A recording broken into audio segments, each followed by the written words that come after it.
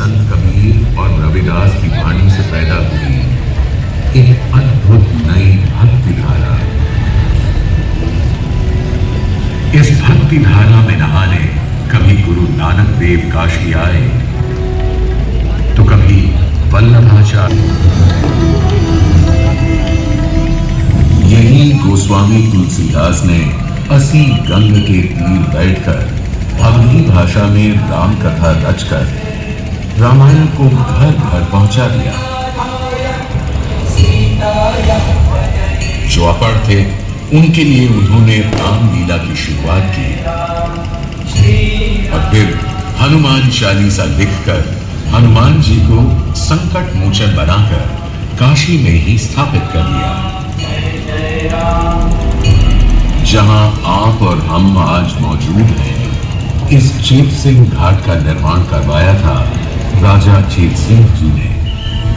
राजा चेत सिंह ने अंग्रेजों के खिलाफ अडिग साहस से अन्याय के विरुद्ध आवाज उठाई और उस प्रसंग की याद में आज भी बनारस में कहावत सुनाई देती है, न हाथी पे हौदा न घोड़े पे जीन, छोड़ के बनारस भगा वाले ऐसी। वहीं महारानी वीर माता अहिल्याबाई होलकर ने नए तालाब और घाट बनवाए और काशी विश्वनाथ के साथ अनेक मंदिरों का पुनर्निर्माण भी करवाया।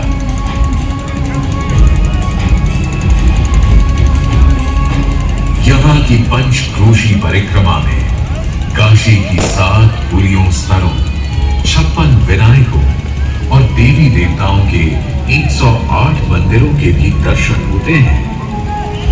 मान्यता है कि काशी की परिक्रमा यानी पूरे ब्रह्मांड की परिक्रमा। गंगा के आने की कहानी अपने आप में बहुत रोचक है।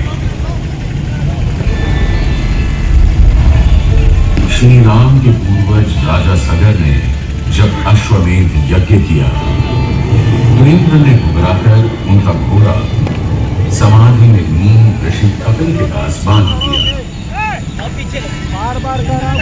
उन्हीं को घोड़ा चोर समझकर जब सगर के 7,000 पुत्रों ने उन्हें ललकारा तो क्रोध में ऋषि ने उन सबको भस्म कर दिया। लाइट का प्रेशर ज्यादा है।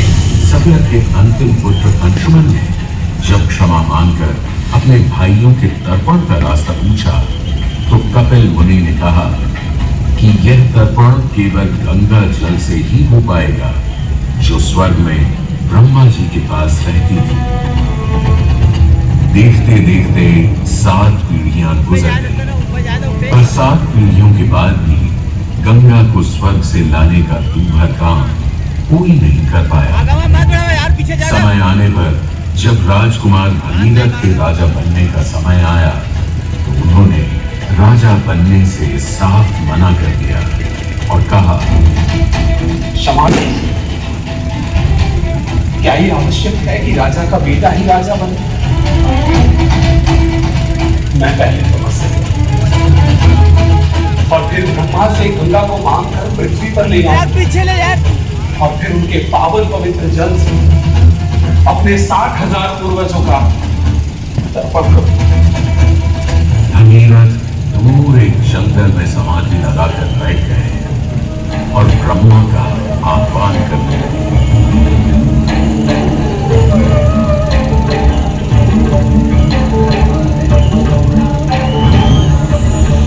प्रसन्न होकर ब्रह्मा जी ने कहा,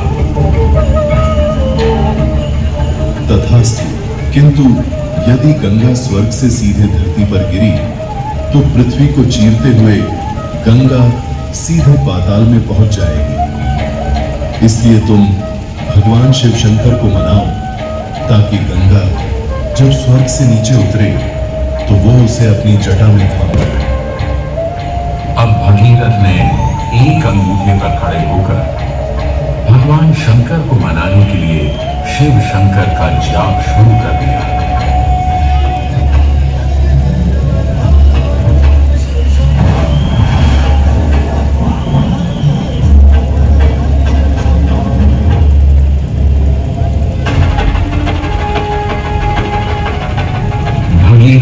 की तपस्या से खुश होकर शंकर जी बोले, शिव तैयार हैं, आने दो गंगा को, आने दो।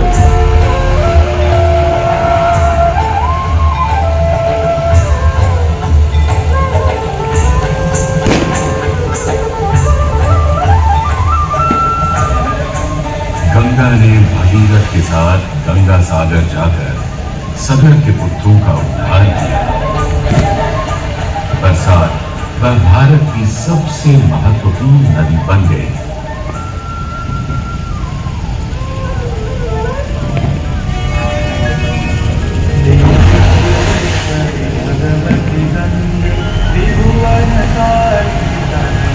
गंगा यहाँ केवल नदी नहीं है, कहते हैं यहाँ मरने, इस महाशमशान में दाह होने और गंगा में प्रवाहित होने से मोक्ष मिल जाता है।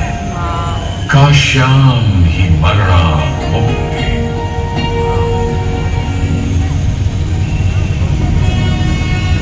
किंतु इस पवित्र काशी में कभी देवताओं और भगवानों का आना भी दूभर हो गया था, त्रिपुरासुर राक्षस की वजह से। असल में त्रिपुरासुर ने सबसे पहले गणेश जी को प्रसन्न किया। देव दिवाली क्यों मनाई जाती है?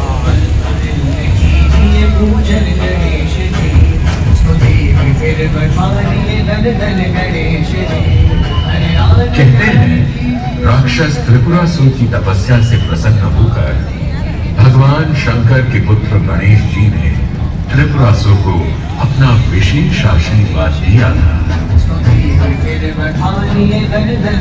गजानन गणेश जी ने त्रिपुरासुर को यह भी वरदान दिया कि उनके पिता भगवान शिव शंकर शंभो के अतिरिक्त कोई कभी कहीं उसके प्राण नहीं ले पाएगा। ऐसी अपूर्व शक्ति पाकर त्रिपुरासुर स्वच्छ हो गया। बस अब क्या था? राक्षस त्रिपुरासुर ने पहले देवताओं से स्वर्गलोक छीन लिया, फिर धरतीवासियों से इंद्र, और तो और उसने स्वयं शिव जी से उनका कैलाश भी मांग लिया और वो कैलाश छोड़कर मलयगिरी पर रहने को मजबूर हो गए। बेचारे देवता और भगवान यहाँ वहां भटकने लगे। देवताओं का काशी में भी प्रवेश बंद करवा दिया राक्षस त्रिपुरासुर ने। तब सबने मिलकर शिव जी से प्रार्थना की कि वो ही राक्षस त्रिपुरासुर का अंत करे। तब भगवान शिव शंभो ने एक युक्ति लगाई और पिता ने अपने ही पुत्र की स्तुति करनी शुरू कर दी।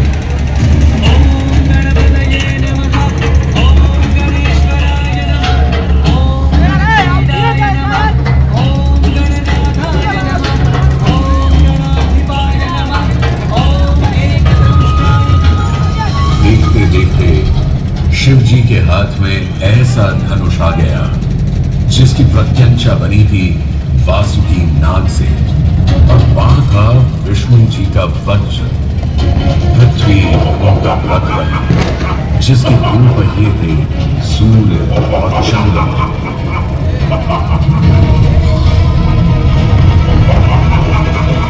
राक्षस त्रिपुरासुर के मरण और मुक्ति के दिन देवताओं ने स्वर्ग में देव दिवाली मनाई और धरती पर काशी के वासियों ने। जब उस राक्षस से मुक्त करा पुनः इस पावन नगरी में देवताओं का आगमन हुआ, उसी की खुशी में मनाई जाती है यह देव दिवाली।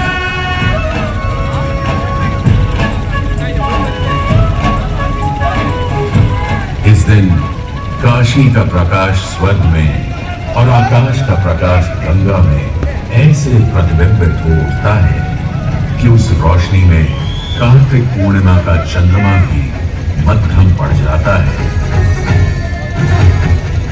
तो आइए हम भी आशा का, विश्वास का, विकास का और आस्था का एक दीप जलाएं और उसे गंगा जी में फैलाएं ताकि अंधेरा दूर हो और फिर कभी हमारे देश को किसी आतंकी राक्षस की नजर ना लगे।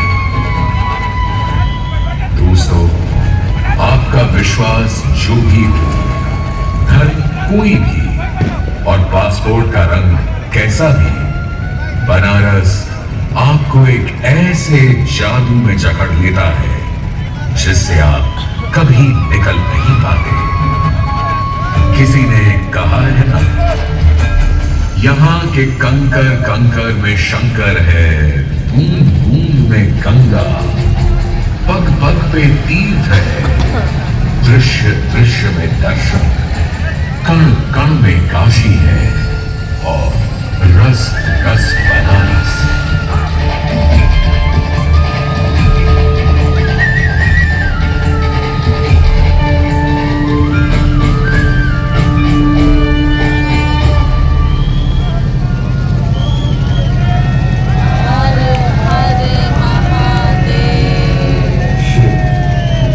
जो काल से परे है, जो मौन में भी संवाद है और विनाश में भी सृजन, उनकी जटाओं से निकली गंगा आज भी मोक्ष का मार्ग है।